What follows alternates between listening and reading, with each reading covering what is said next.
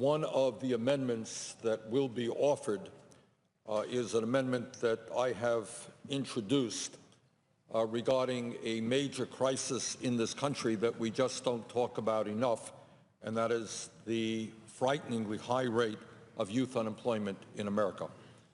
Mr. President, I am delighted that the Elementary and Secondary Education Act is on the floor for debate today, and I want to thank Senator Alexander and Senator Murray for their hard and constructive work on this important legislation. I can tell you that in my state of Vermont, we have held town meetings on No Child Left Behind, and the people of Vermont want to leave No Child Left Behind very far behind. They want to get rid of it. They feel that it has not been productive for our kids, and I think that sentiment exists all over the country. And if we go forward on this legislation, I think we will be taking a very important step forward for the children of America. But, Mr. President, when we talk about the needs of our young people, it is not just a dysfunctional child care system that we talk about, and the need to make sure that working families all over this country have good quality, affordable child care. It is not simply that college is increasingly unaffordable for millions of working class families. It is not just that the United States of America tragically and embarrassingly has the highest rate by far of childhood poverty of any major industrialized country on earth. We talk about the future. We talk about family values. But the truth of the matter is that we have significantly ignored the needs of our children, and that is not what a great nation does, not a nation that looks forward to the future. Mr. President, this country has got to come to grips with the reality that we have not a high rate of youth unemployment, but a tragically high rate of youth unemployment in this country. This is an issue that we don't discuss. It is literally swept under the rug. We have got to bring it out in the open. We've got to discuss it, and we have got to address this issue. Mr. President, last month, the Economic Policy Institute released a new study about the level of youth unemployment in this country. This study took a close look at census data on unemployment among young people between 17 and 20 who are jobless, those who are working part-time when they need a full-time job, and those who have given up looking for work altogether. The results of this study should concern everybody in our country and every member of the United States Congress.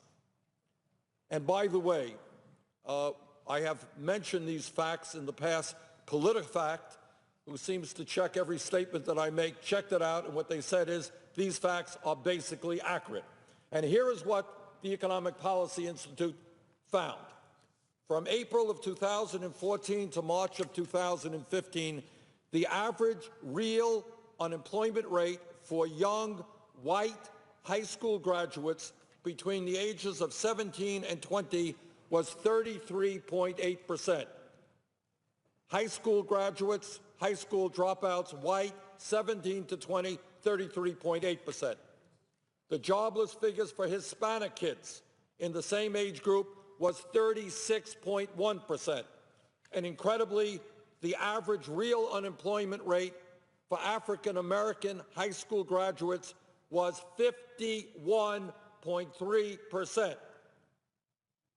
High school graduates or dropouts between the age of 17 and 20, African-American, over 50% unemployed or underemployed. Mr. President, today in America, over 5.5 million young people have either dropped out of high school or have graduated high school and do not have jobs. It is no great secret, not to any parent, not to any member of the Senate, that when kids are not in school, when kids have no jobs, that is when kids get into trouble, when they get into drugs, when they get into self-destructive activity. And the results of kids not being in school, kids not having jobs, is that tragically today, we in this country have more people in jail than any other country on earth, including China, a communist authoritarian country with a population 4 times our size. We have more people in jail than China does. Incredibly, over 3% of our country's population is under some form of correctional control. According to the NAACP, from 1980 to 2012, the number of people incarcerated in America quadrupled from roughly 500,000 to 2.2 million people.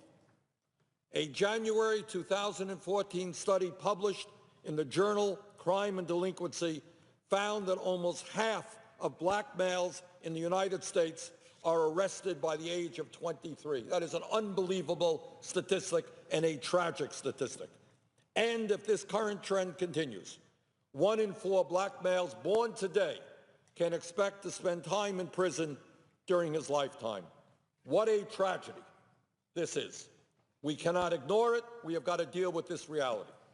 But this crisis is not just a destruction of human life and of potential.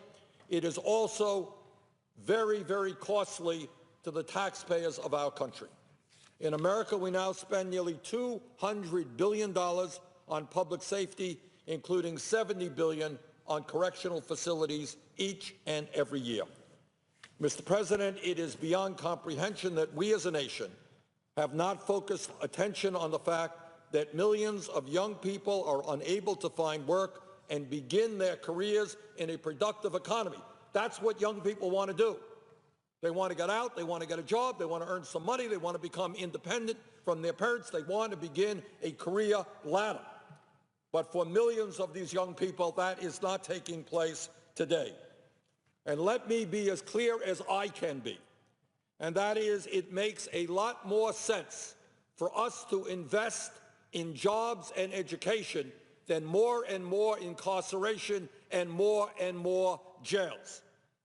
The time is long overdue for us to start investing in our young people, to help them get the jobs that they need, to help them get the education that they need. This is not only saving human life, it is saving dollars. It is a very expensive proposition to put people into jail.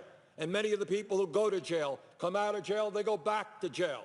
They don't get jobs, they don't pay taxes. Their lives are destroyed, their families' lives are destroyed, and it is high time we understood that. We've got to invest in jobs, we've got to invest in education, not more jails, not more incarceration. Mr. President, I have offered an amendment which will be voted upon either today or tomorrow, which is pretty simple and pretty straightforward. It says to us, now is the time to keep kids out of jail, to get them jobs, to get them education.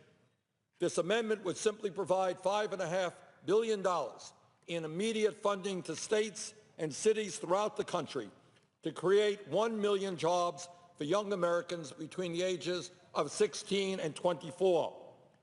This amendment would also provide job opportunities for hundreds of thousands of young adults. Frankly, this amendment doesn't go far enough, but it is an important start in trying to save the lives of countless numbers of young people who, if we do not address their needs, are going to end up in jail with destroyed lives. Specifically, under this amendment, the U.S. Department of Labor would provide $4 billion in grants to states and local governments to provide summer and year-round employment opportunities for economically disadvantaged youth with direct links to academic and occupational learning. This amendment would also make sure that young Americans have access to transportation and child care services they may need in order to participate in job opportunities all over this country. This amendment would also provide $1.5 billion in competitive grants to local areas to provide work-based job training to low and moderate-income youth and disadvantaged young adults. Mr. President, I would hope very much that we could have bipartisan support for this amendment, because what we are talking about is not just saving countless numbers of lives, not just saving taxpayers substantial sum of money. because it is much more cost-effective to invest in kids so they have productive lives rather than seeing them go into jail and into jail and into jail and see their families being destroyed. It is high time we address this issue. This amendment is an important first step, and I would look forward to seeing bipartisan support for it. With that, Mr. President, I yield the floor.